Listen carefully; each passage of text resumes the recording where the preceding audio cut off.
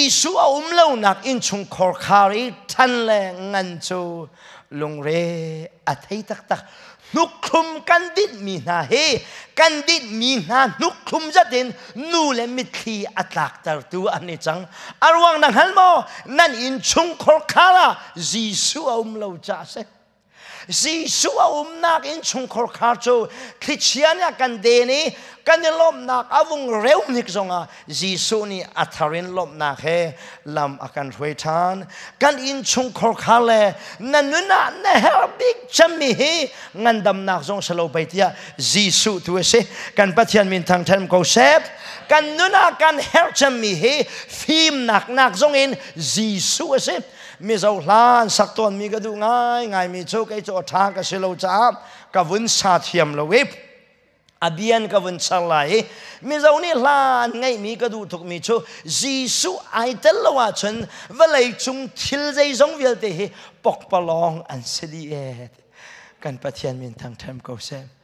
Jisu na ngai sia chen dam zong sulam ngai thiam zong sulam ngai thiam lo zong sulam ngai zot zong a sulam ngai thiam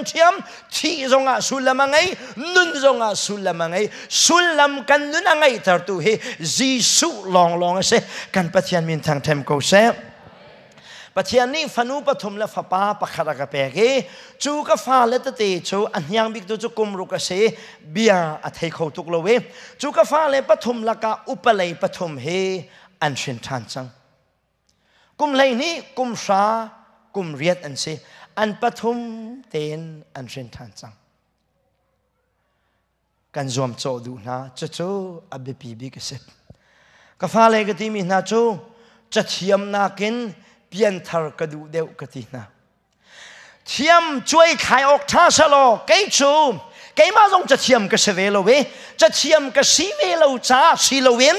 valai kong sining he ka thian tuk ve cha Jisu ngai he cha thiam na kin kai thim deu kan pathian min thang them ko se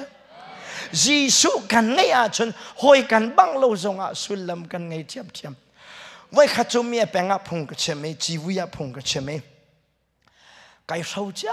mà mày cây mà hi lại pa chân chuột chân ngày mi cái xe cây mà hi ta cái sâu về